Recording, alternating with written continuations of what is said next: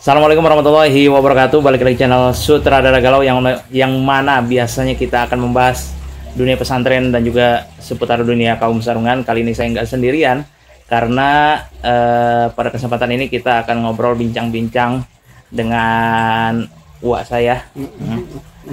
Jadi bisa disebutkan nama lengkapnya? Uwa Ishak Sapei. Oh, nama beliau itu Uwa Ishak Sapei. Jadi beliau itu termasuk salah satu almarhum almarhum bapak saya. Dan alhamdulillahnya sampai sekarang beliau masih diberikan kesehatan, umur yang barokah, amin. Dan juga manfaatnya masih terasa oleh masyarakat sekitar. Bahkan waktu saya kecil, ini ceritanya lucu. Waktu saya kecil ini karena tidak terlalu mengenal Uwa, saya menganggapnya Uwa itu tokoh agama setempat. Tapi emang benar. Jadi kali ini kita ngobrol santai-santai aja. Kita nggak perlu materi yang terlalu berat, karena kalau keberatan kasihan juga otak para penonton nanti gitu ya. Kita ngobrolin yang ini aja, Wak. Mungkin Wak waktu dulu pertama kali mondok di mana? Pertama kali mondok itu di Kenanga Menes Banten. Kenanga Menes Banten itu pada tahun 96 setelah G30 SPKI. 96 atau 66. Oh, 66. 66 1966. Kan PKI 1965. Sekolah SD aja itu kan diperpanjang 1,5 tahun lah.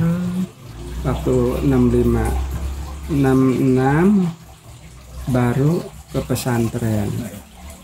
Berarti pada saat itu Uwa ke pesantren di umur berapa? Ya umur SD kira-kira udah 12 tahunan lah. 12 tahunan. SD? Iya, umur lepas SD. Iya. Pesantren? Iya. Kenanga? Ke Kenanga, iya.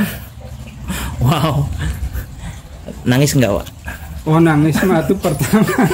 Yang namanya pertama nggak betah kali ya. Ya kira-kira, tapi nggak lama, nangisnya paling sehari sampai 3 hari biasa. Namanya orang baru tinggal di tempat orang atau di pesantren. Ya paling 3 hari lah langsung betah aja terus. Iya. Ketika waktu di pesantren mungkin awal-awal apa sih yang bikin Uwa betah gitu, kayak usaha apa yang bikin Uwa itu betah di pondok? Ya betah di pondok hanya keadaan lingkungannya aja. Keadaan lingkungan nyaman, kemudian serba airnya enak. Kan itu mah airnya itu air sumber, bukan sumur, bukan apa, pancuran dari air itu, sumber air itu aja. Mau main ke sungai, ada sungainya. Jadi biasa masih sama lingkungan di sana itu, dan lingkungan di lemur kita, di lemur Uwa sama. Jadi kita bisa main ke kali, bisa main itu, mau mancing atau bisa. Itu enaknya mah, jadi enggak ada pengaruh kota di sana mah, enggak. Terus singkat ceritanya ya, Wak mondok di Kenanga berapa tahun? Kurang lebih kalau hitungan waktunya sih lama ya, sekitar 9 tahunan. 9 tahun? Iya, dari 66 sampai 74. Berapa tuh? 66 sampai 74 berapa kameramen? 66 sampai 65 sampai 66 74 8 tahun 9 tahun lah. Oh, 8 tahun 9 tahun. Iya. Itu ketika Uwa di pesantren, ilmu apa sih yang lebih Uwa perdalam gitu? Ya yang Uwa perdalam sih ya cuma ilmu alat ya, ilmu sorof nahu. Itu memang yang diperdalam sampai alfiyah, walaupun tidak sampai tamat, tapi ngertilah keadaannya. Jadi ilmu alat yang diperdalam. ilmu-ilmu yang lainnya kita ya bisa belajar sendiri kan, bisa. Kalau ilmu alat itu kan ya bukan cuma sorop nahu doangan sih, sampai balagoh kita lah kadarnya lah kita belajar. Itu yang berdalam. Terus ketika yang namanya santri ya, yang namanya santri itu ketika di pondok kan pasti ada rasa gundahnya, ada malesnya, ada jatuh cintanya juga. Nah itu kalau di Wah sendiri ketika di pesantren kendalanya apa sih?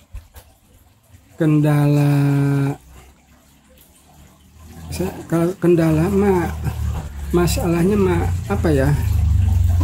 Kendalanya biaya doangan. Enggak ada istilah masalah lain, enggak ada. Cuma kendalanya cuma biaya. Jadi nyanan kemis lah biaya itu. Jadi nyanan kemis itu harusnya ada enggak agak. Jadi banyaknya lapar sih di pesantren. Banyak lapar. Itu aja kendalanya. Iya. Terus kalau lapar kan biasanya makanan apa aja enak nih. Iya. Ini makanan favorit waktu di pondok apa nih? Sebenarnya tidak ada yang favorit. Pokoknya segala makanan masuk aja. Sampai sekarang juga sama gitu. Segala masuk. Nggak ada yang favorit, nggak ada. Nggak mungkin, pasti ada, Wak. Ada. Yang mana tuh? Di pesantren itu yang penting kenyang perut, udah beres. Apa aja gitu. Kan kalau di sana mah makan kalau nggak ada beras gitu, kita butuh ganjal perut ini. Kita cari kelapa atau apa gitu. Jadi nggak cari makanan beli yang kita beli, enggak, karena tidak ada. Asal ada aja gitu. Nggak ada makanan favorit. Walaupun ada yang kita favoritkan, tapi kan harus pakai uang. Ya, kita nggak. Berarti kan ada makanan favorit dong.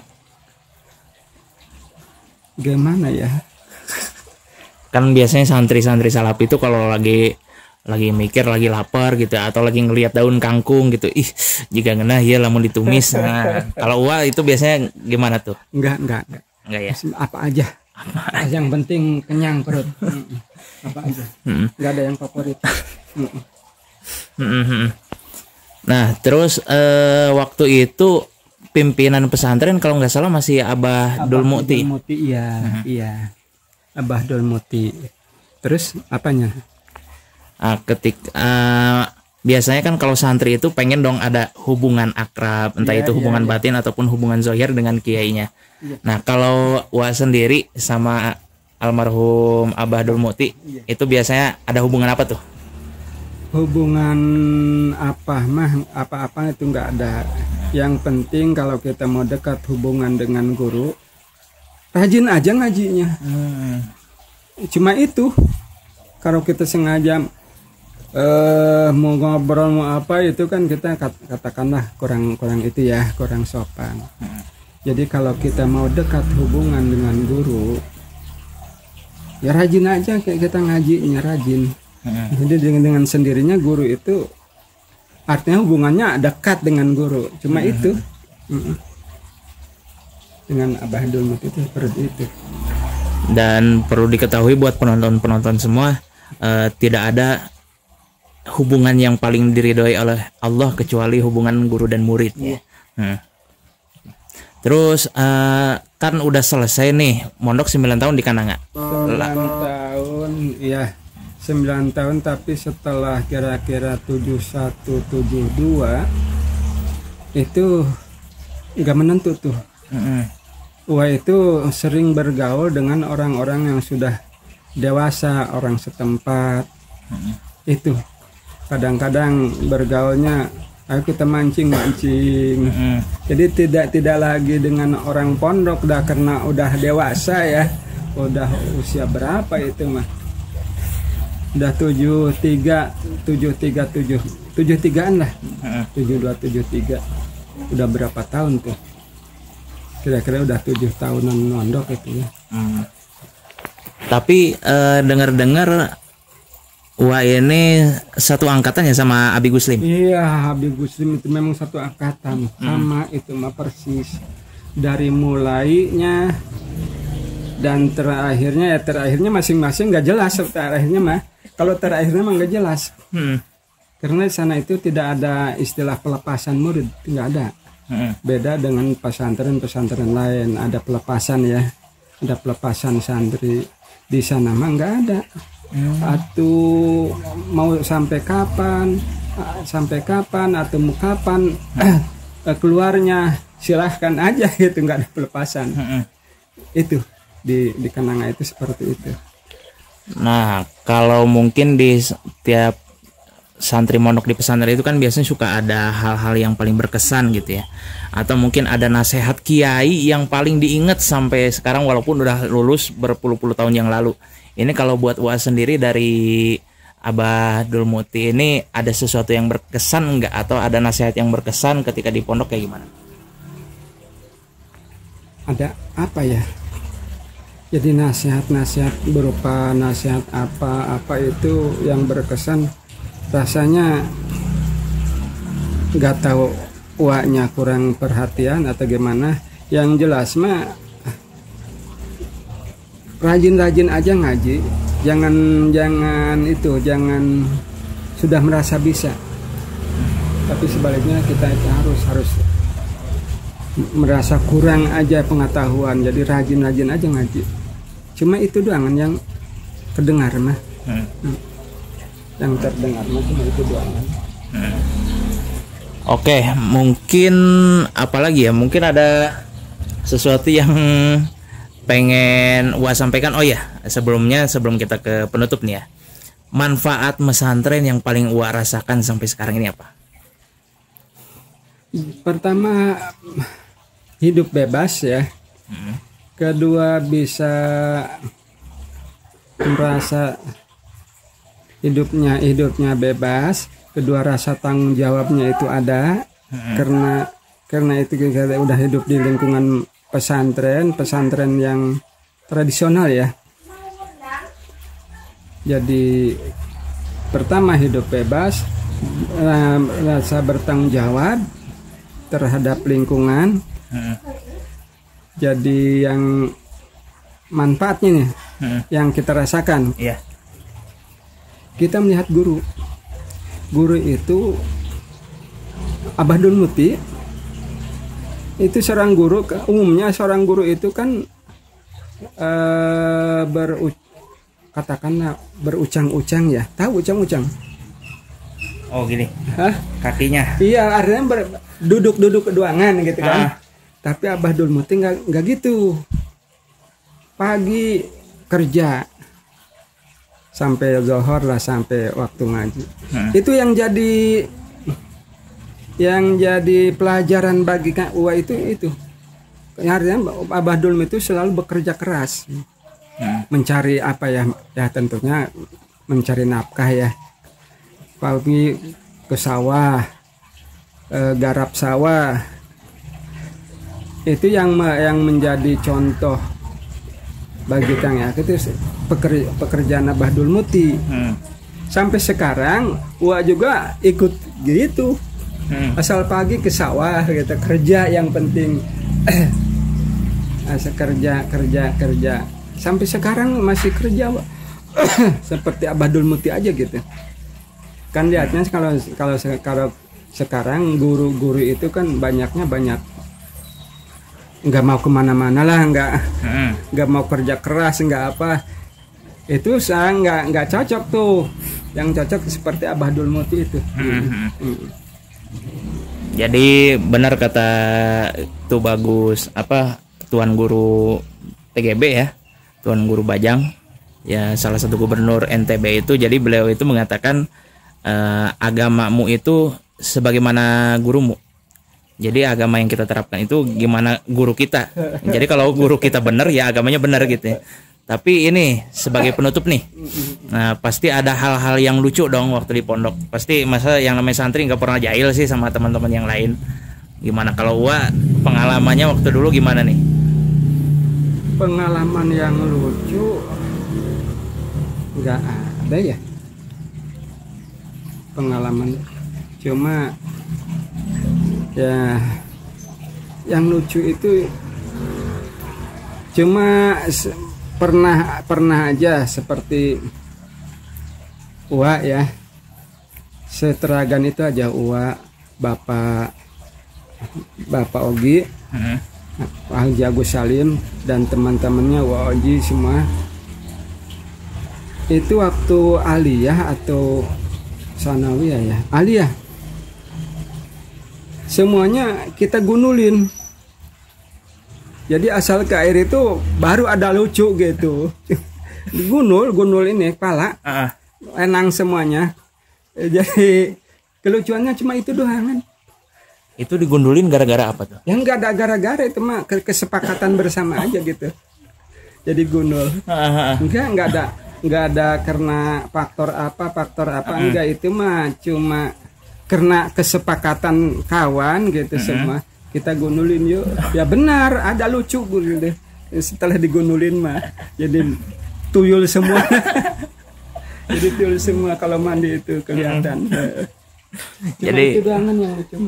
Hiburannya paling gitu ya. Kalau orang-orang lain mungkin membuktikan persahabatan itu apa ya? Kalau tingkat tertingginya paling ngebesan ya.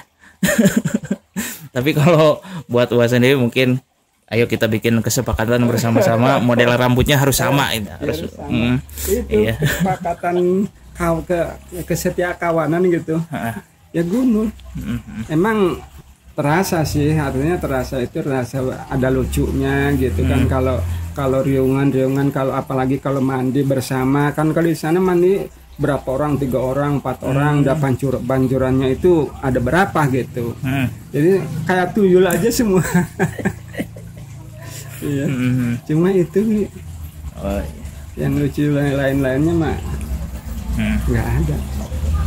Oke, mungkin cukup sekian aja ya video kita kali ini setelah kita wawancara mengenai Wa Ihaq di sini, pengalaman mondoknya gimana. Mungkin dari cerita yang tadi disampaikan ini, dari teman-teman atau sahabat-sahabat penonton semua ada yang pengen jadi ada gairah atau jadi ada niatan pengen mondok gitu kan, karena keseruannya atau karena mungkin ada manfaatnya yang langsung dirasakan seperti tadi, bisa jadi pribadi yang lebih bertanggung jawab dan lain sebagainya gitu.